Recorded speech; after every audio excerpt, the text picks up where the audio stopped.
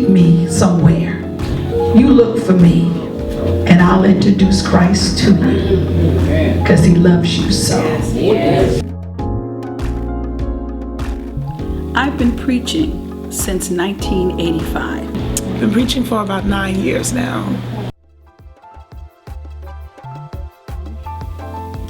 I'm an elementary school teacher in the Mount Vernon City School District. I've been in public service teaching for about 20 years. For 14 years, I was in the social service field.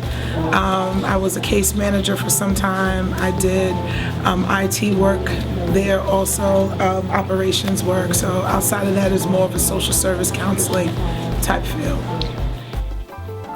I grew up around preachers. Preachers seemingly run in my family.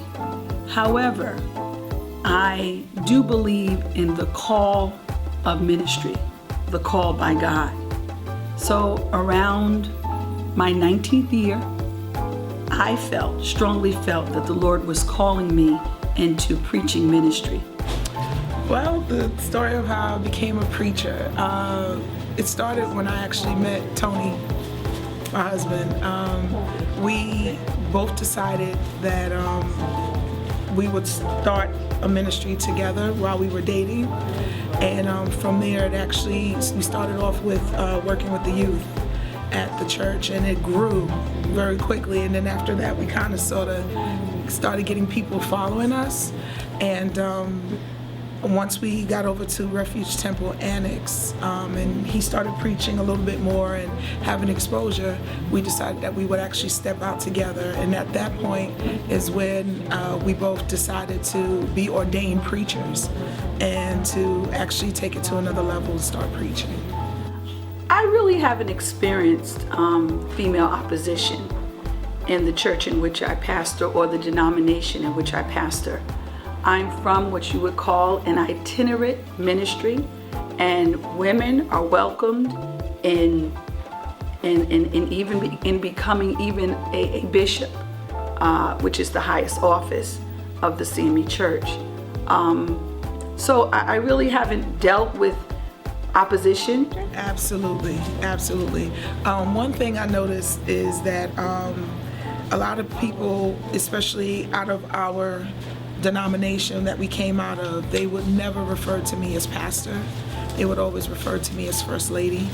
And it's kind of like you're able to be First Lady, but you're not able to be a pastor. You're not able, even though you can speak or you can preach just as good as a male preacher or minister, they will always look at you as a First Lady, or look at you only as an evangelist or someone or usher. Those are the main things that you can be. But being anything outside of that is kind of like, no, that's not your role to play. I came from an organization that didn't support it. But the problem was that I started to read the Bible, and I saw some things that didn't make any sense in terms of when I would look at the Old Testament, and I saw Deborah, the prophetess who was the judge of Israel, who had a husband. She was married, but she was the prophetess, the one that God used to speak to the nation, and as the judge of the nation, she oversaw the nation spiritually. So I said to myself, well, how is it that God can have her but not a pastor, a woman pastor? So one of the scriptures is 1 Timothy, I think chapter 3, talks about if any man desires the office of a bishop, he desires a good work. But in the Greek, it's not if any man desires the office, it's if any one desires the office of a bishop.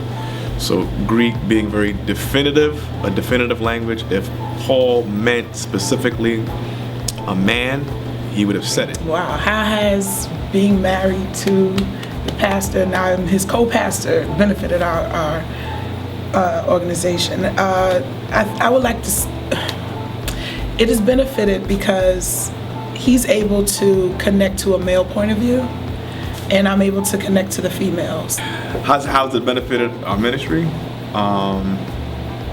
Because she's good at what she does. In other words, you always need a varying viewpoint. So I have a viewpoint, which is more intellectual or more technical in my approach, which is good, is necessary, but it's sometimes lacking the heart. And what Dre does very well is she touches the heart. So I think I can touch the head, she touches the heart, so it's a good mix, it's a good combination. So she brings a dimension that few preachers bring, and I often tell her that when she does preach, when she does minister, she's one of the best preachers that I've heard. I've been attending Harding Memorial for about 10 years now.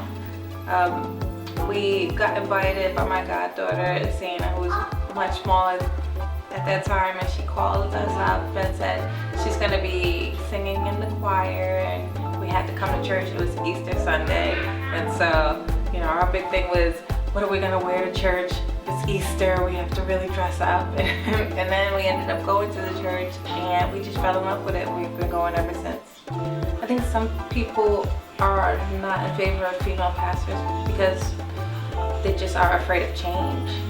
And I think that they're used to things being done a certain way. They are used to the church looking a certain way. And I think that they may feel that a woman in general can't be in control of a congregation or can't kind of take charge of certain situations because they have a mindset of women being maybe, you know, not in a leadership role altogether.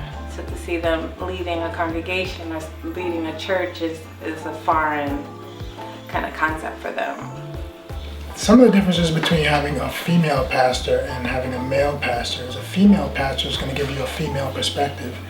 Females are typically more nurturing. I find that females are typically more nurturing, more forgiving, more compassionate, more loving, which are all characteristics that Jesus has. So I feel like they're good characteristics that you to have in the church, as opposed to a male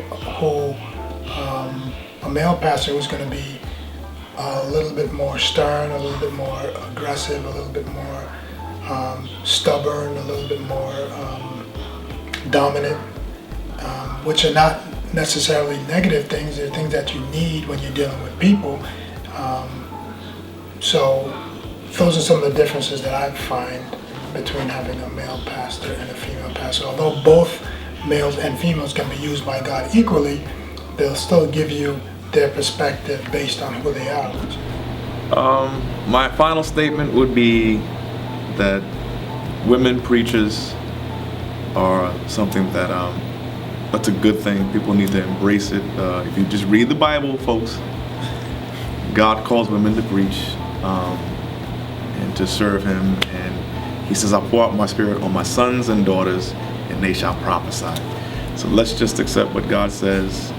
If you don't like it, you ain't got to come to our church. You know, you can do what you want to do, but this is what we do. I believe on the anointing that's on her life, and I guess as far as we're concerned, that's all that matters, is that she feeds the people that she ministers to. I would say my last statement would be for women who are thinking about getting into ministry. If this is something that God has called you to do, forget about man. You know, at the end of the day, it's what Christ calls you to do that means the most. So if this is something that God is truly calling you to do, then operate in the ministry that God has called you to do. I would say to women who are facing opposition in ministry, simply be encouraged. It was women who carried the good news, which is preaching. It's about carrying the good news. It was women who carried the good news when Jesus supposedly was dead, and they found out that He rose. And they had to go tell. They had to tell the good news. They had to run into the village. They had to go into the hedges and highways and says, He's alive. Yeah, right,